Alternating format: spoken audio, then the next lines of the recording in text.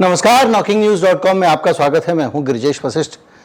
एक खतरनाक रिपोर्ट आई है और इस रिपोर्ट के आधार पर मैं इस नतीजे पर पहुंचा हूं कि इस देश का चौकीदार मोदी है। कुछ और मैं कह नहीं सकता हूं, लेकिन यह रिपोर्ट पूरी तरह से साफ साफ कह रही है, जितना मुझे समझ में आता है, कि इस देश की सरकार सिर्फ घोटाले घोटाले घोटाले कर रही है। इस देश का सिस्टम सिर्फ घोटाले कर रहा है और हमारे आपके गाढ़ी कमाई के पैसों को उसे पैसे से खेल कर रहा है। और क्या क्या खेल हो रहे हैं, ये कोई और नहीं, इस देश के कंट्रोलर ऑफ ऑडिटर जनरल, जो इस देश का सबसे बड़ी संस्था है, जो सरकार के खातों का हिसाब किताब रखती है और जो सरकार के लिए नहीं, संसद के प्रति उत्तरदायी है, उस सीएजी की रिपोर्ट कह रही है। एक बड़ा खुलासा हुआ है और टेलीग्राफ ने यह खुलासा किया है, और इस खुलासे को पढ़ने के बाद अब कोई शक और गुंजाइश अगर फिर भी कहीं किसी के मन में बचती है, कोई इसको अगर विदेशी साजिश बताना चाहता है, कोई इसको वामपंथी साजिश बताना चाहता है, तो ऐसा व्यक्ति अमर रहे।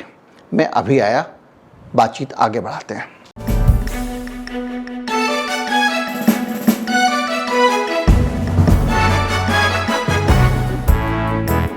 थोड़ी सी जानकारियां आंकड़ों में भी हो सकती हैं। मैं उदाहरणों के तरीके से, सरल तरीके से आपको समझाने की कोशिश करूंगा।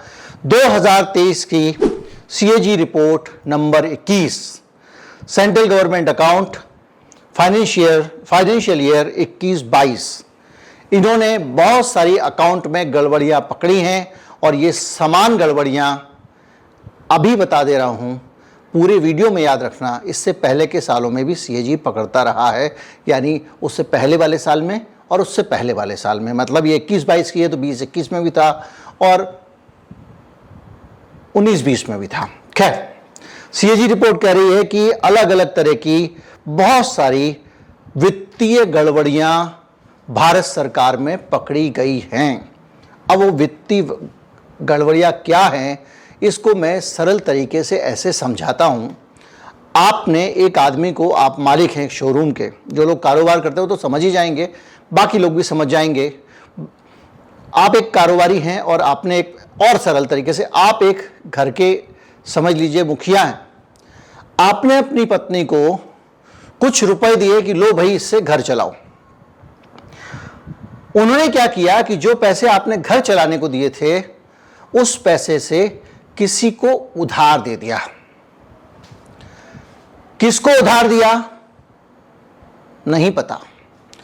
मतलब आपका, मेरा जो टैक्स का पैसा है, वो पैसा उन्होंने किसी को दे दिया और ये भी नहीं बता रहे हैं कि किसको दिया। पहली चीज। दूसरी चीज, जब ये तय है कि आप दुकान पे बैठोगे, गल्ले पे ग्राहक आएगा, तो जो भी पैसा आएगा वो गल्ले के अंदर रखा जाएगा। तो आपने दुकान में गद्दी के नीचे थोड़ा घुसा दिया, थोड़ा कपड़े के थान के पीछे घुसा रखा है पैसा, थोड़ा कहीं घुसा रखा है और कह रहे हो है तो दुकान में। तो जो अकाउंट के नॉर्म्स हैं, उसके हिसाब से जो पैसा भारत सरकार का है, वो पैसा सरकार के अकाउंट में होना चाहिए था। लेकिन कई जगहों पे करंट अकाउंट्स के अंदर पैसे को छिपाया गया और यह दिखाया गया कि हमारे पास पैसे की कमी है। जब पैसा दिखेगा नहीं तो सरकार आपके ऊपर और टैक्स लगाएगी। अंतरिक्ष विभाग, जो भाई साहब जा जाके, अब आप समझ रहे हैं, तिरुपति में जाके बोल रहे थे कि मेरा जो इसरो का ये रॉकेट गया इसरो का, ये इसलिए गया है क्योंकि भगवान की कृपा है, वेदों में इसके कारण लिखा हुआ था। तो ये सब बातें क्यों करते हैं, ये अब आपको समझ में आ रहा होगा। उनके अपने डिपार्टमेंट ने बहुत सारा पैसा, जो पैसा सरकार का था, उसको करंट अकाउंट्स में रखा हुआ था। मैं फिगर्स में जाना नहीं चाह रहा हूं, फिगर्स बोल दूंगा आप बोर हो जाओगे। इसके अलावा आपसे जो पैसा सेस लगा के, लेवीज लगा कर लिया गया, किस किस तरह के सेस लगाए जाते हैं आप जानते हैं अच्छी तरह से। जैसे कि उन्होंने लगाया कि स्वच्छ भारत का लगाया या कुछ और लगाया। तो ये जो सेस लगा रहे हैं, इस सेस के जरिए जो पैसा उन्होंने हासिल किया, उस पैसे को कुछ खास योजनाओं में लगाना था और एक ऐसा अक्षय फंड बनाना था जिसके ब्याज से ही देश में स्वास्थ्य के लिए जिस तरह की योजनाएं सरकार ने बनाई हैं वो चलती रहें। लेकिन उस पैसे को निकालकर कहीं और लगा दिया गया। जहां जहां सरकार को लगा कि फंड लबालब भरे हुए हैं, ये योजना सही चल रही है, इस योजना में पैसे की कमी नहीं है, तो उस योजना का पैसा घाटे वाली जगहों पर गलत तरीके से, जो अकाउंटिंग नॉर्म्स हैं, जो सरकार के नियम हैं, उन नियमों को तोड़ते हुए लगा दिया गया। और उसके कारण जो मुनाफे में वाली चीजें थी वो भी घाटे में गई। उसके लिए भी पैसे लाइए, तो पैसे कहां से आएंगे? जब एनुअल बजट बनेगा तो मेरी आपकी जेब से आएंगे। यानी ये सरकार, हम सब मालिक हैं, हमसे पैसा लेती है और उसको इधर उधर डाइवर्ट कर देती है, छिपा देती है और कहती है पैसों को नहीं और पैसे लाओ। यह चीज इस पूरी रिपोर्ट से रिफ्लेक्ट हो रही है, सामने आ रही है। यह बताया गया है कि कई जगहों पर गवर्नमेंट अकाउंट के बाहर पैसे को पार्क कर दिया गया। जो सरकार की कंपनियां हैं, यह तो और भी रोचक डाटा है। भारत सरकार की जो कंपनियां हैं, उन कंपनियों में सरकार ने जो पैसा लगाया हुआ है, जो उसकी हिस्सेदारी है, उसका अकाउंट भी छिपाया गया। कंपनियों में सरकार ने ज्यादा पैसा लगाया हुआ है और जनता को बता रही है कि वहां पे कम पैसा लगाया हुआ है। जो कंपनी अपनी लिस्टिंग दे रही है और अपनी जानकारी, अपना अकाउंट बता रही है, उसके हिसाब से सरकार की शेयर, सरकार का कुछ और है, और सरकार जो बता रही है उसके हिसाब से वो शेयर कम है। बहुत बड़ा अमाउंट। अभी बाद में मौका मिलेगा तो मैं, अभी ये सरल समझना जरूरी है, मौका मिलेगा तो मैं वो डिटेल भी अभी आपको इसके बाद में दे दूंगा। इस तरह से, और साथ साथ कैश बेस्ड अकाउंटिंग एक नॉर्म होती है अकाउंट की, जिसमें कि आपका जो कॉरपोरेट हैं उनको भी ये कहा गया कि आप एक्चुअल अकाउंटिंग रखिए, कैश बेस्ड मत रखिए। ये दो तरीके होते हैं। कैश बेस्ड अकाउंटिंग मतलब वो होती है पैसा हाथ में आ गया, रोकड़ा आ गया, कागज में दर्ज कर दिया वगैरह वगैरह। लेकिन एक्चुअल अकाउंटिंग जो होती है वो होती है जो कॉरपोरेट करते हैं, जिसके ऊपर जो पैसा है, जो पेमेंट आ गई है, एक एक चीज ट्रांसपेरेंट खाते में दिखाई पड़ती है। और इसको लेकर बाकायदा फाइनेंस कमीशन ने इस सरकार को एडवाइस किया था कि आपको कैश बेस्ड अकाउंटिंग नहीं करनी है, और ये सरकार बार लगातार करती आ रही है हर फाइनेंशियल ईयर में, जो कि अपने आप में घपला है, घोटाला है, क्योंकि हमने अकाउंट की नॉर्म्स का उल्लंघन किया। देखिए, राहुल गांधी को अगर ईडी की पूछताछ में बुलाया गया था तो तकनीकी कारणों से बुलाया गया था और कोई वजह नहीं थी, पैसे का घोटाला नहीं हुआ था। वो एक कंपनी उनकी जो चला नहीं पा रहे थे, दूसरी कंपनी के पैसे थे, उस कंपनी के नाम उन्होंने उसको ट्रांसफर कर दिया। जिस दूसरी कंपनी को ट्रांसफर किया उसके डायरेक्टर राहुल गांधी थे, सोनिया गांधी थे। हालांकि उस कंपनी के नियमों में लिखा हुआ था कि ये दोनों किसी भी प्रकार का लाभ उस कंपनी से नहीं लेंगे। यानी ये डायरेक्टर थे पर ये लाभ नहीं ले सकते हैं, इनको कोई प्रॉफिट नहीं मिलेगा। उसके बावजूद तकनीकी चीजों पे फंसा लिया।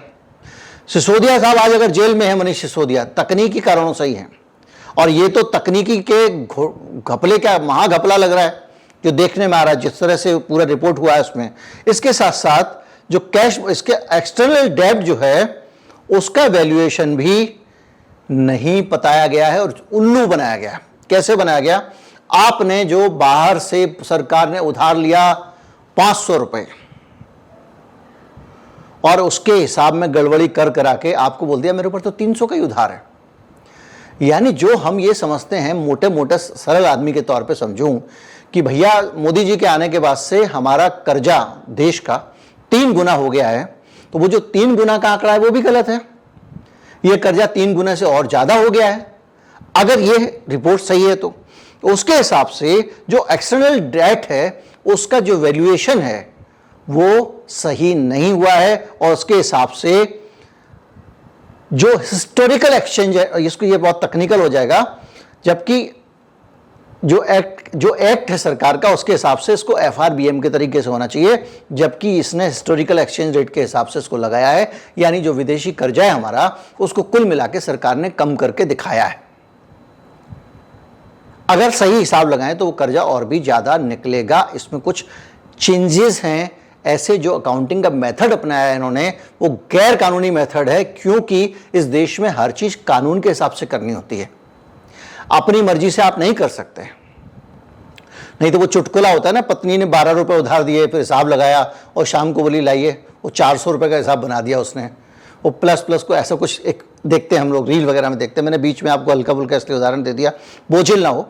और इसके साथ साथ जो जनता का पैसा है अलग अलग डिपार्टमेंट्स का, वो ऐसी जगहों पे लगा दिया गया बाहर के बैंक अकाउंट्स में जो रूल के हिसाब से सही नहीं है। इसको कहते हैं पब्लिक फंड को आउटसाइड गवर्नमेंट अकाउंट्स के पार कर दिया गया। एजुकेशन और हेल्थ को लेकर जो सेस लगाया गया था, सेस मतलब टैक्स पे जो टैक्स लगाती है सरकार, और आपसे आप हम लगातार सब लोग जो इनकम टैक्स पेयर्स हैं, जो लोग हैं जीएसटी वाले भी हैं, वो सेस देते हैं। उस सेस को जहां इस्तेमाल होना चाहिए था वहां नहीं हुआ, और उन्होंने एक अलग से माइनर 800 करके एक हेड बना दिया। एक खाता होता है अकाउंट में ना, हेड होता है, भाई ये खाता मिसलेनियस में खर्चा हुआ, ये हमारा सामान पे खर्चा हुआ, ये हमारा सैलरी पे खर्चा हुआ। तो इस तरह के हेड्स होते हैं ना, तो एक हेड्स बनाया इन्होंने जिसका नाम रखा माइनर हेड 800।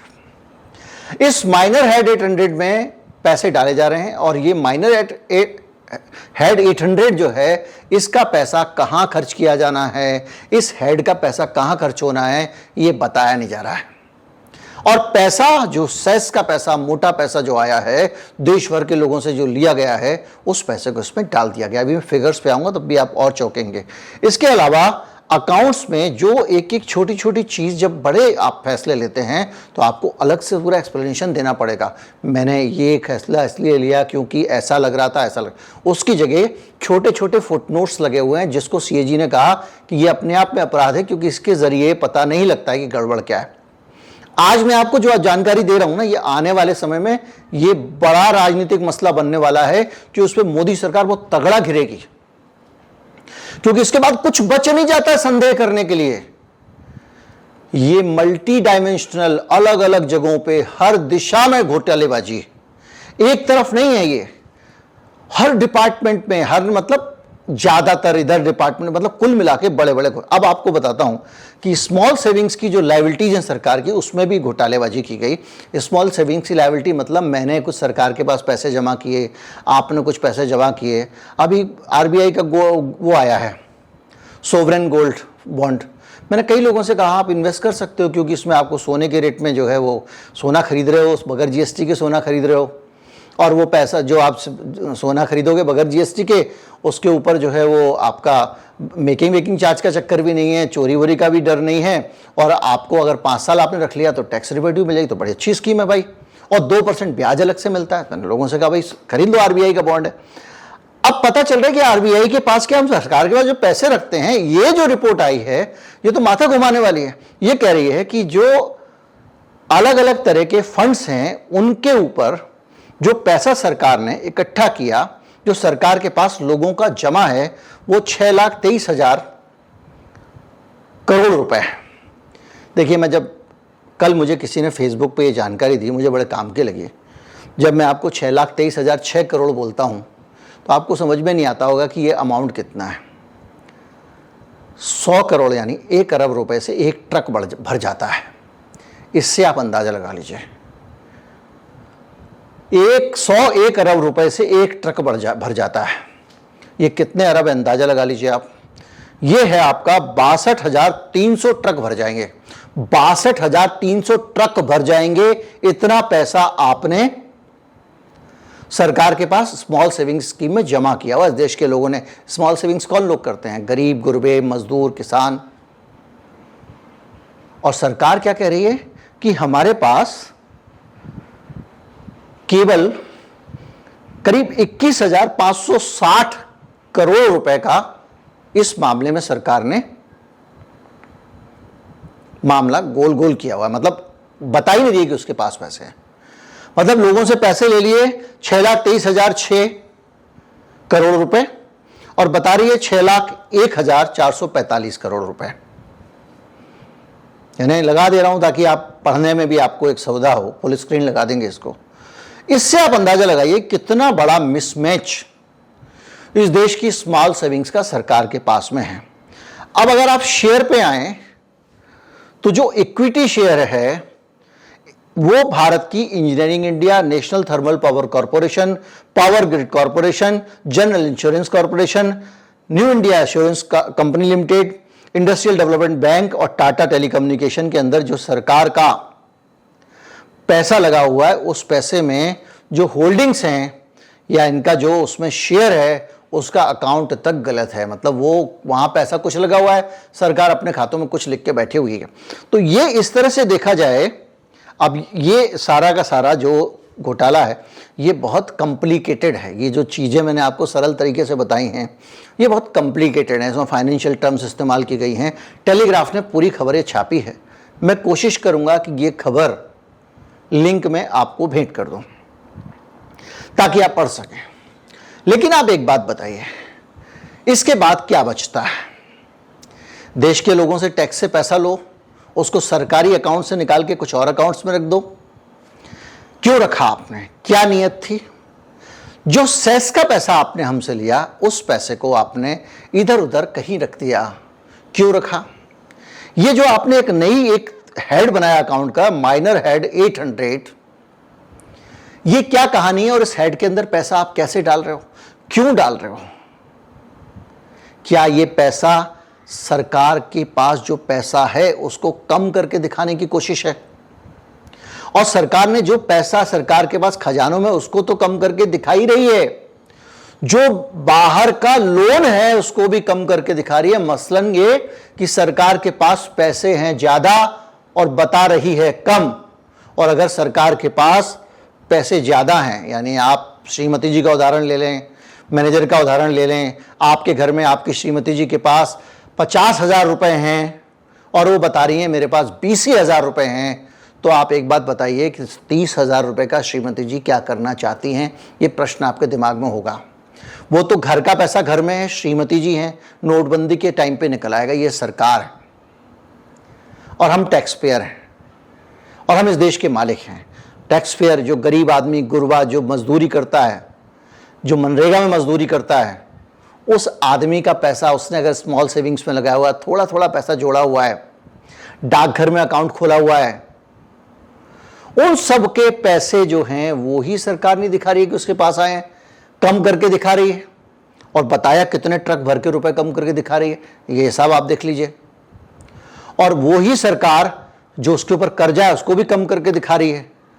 तो मतलब ये है कि ये पैसा जो सरकार के पास एक्चुअल पैसा है और जो हमको पता चल रहा है वो कुछ और पैसा है। सीएजी की रिपोर्ट का मैं ये मतलब समझ पा रहा हूं, मुझे जो बुद्धि है उसके हिसाब से। तो बाकी मैं इस सब मामलों में बहुत ही अनपढ़ आदमी। तो पैसा गया कहां जा रहा है? ये इन खातों में क्यों डाला जा रहा है? करंट अकाउंट्स में क्यों डाला जा रहा है? देश का पैसा देश से क्यों छिपाया जा रहा है? अगर आप किसी पैसे को देश से छिपा रहे हो, अकाउंट्स में गलत तरीके से लगा रहे हो, जो पैसा सरकारी खजाने में होना चाहिए वो कहीं और करंट अकाउंट में रख रहे हो, आपका बहुत सारा पैसा शेयरों में लगा हुआ है, आप कह रहे हो नहीं हमारा इतना नहीं जी, कम लगा है। क्यों कर रहे हो? आपके पास बहुत सारा कर्जा है, आप कह रहे हो जी हम पे कम कर्जा है। क्यों कर रहे हो? आपने बहुत सारा पैसा लिया, कैश लबालब है आपके पास, बढ़िया फायदे में योजना चल रही है, उसका पैसा आप कम दिखा रहे हो। क्यों दिखा रहे हो? ये बड़ा सवाल है और इसका उत्तर ये सीएजी की रिपोर्ट आई है, इसके बाद में इसका उत्तर सरकार को देना ही पड़ेगा। और मैं फिर बता रहा हूं ये भी बड़ा मसला बनने वाला है। और अगर अच्छी तरह से इस देश के लोगों ने भक्ति भाव को एक तरफ रख के इस मसले के मेरिट पे सही है गलत है ये सोचकर अगर नहीं डिसाइड किया तो स्थिति बहुत खतरनाक होने वाली है। और अगर डिसाइड किया तो इस सरकार के लिए टिकना भी बहुत मुश्किल हो जाएगा। उम्मीद करता हूं वीडियो आपको अच्छा लगा होगा। अच्छा लगा हो तो ज़्यादा से ज़्यादा लोगों तक पहुंचाएं, चैनल को सब्सक्राइब कर लें। नमस्कार, जय हिंद।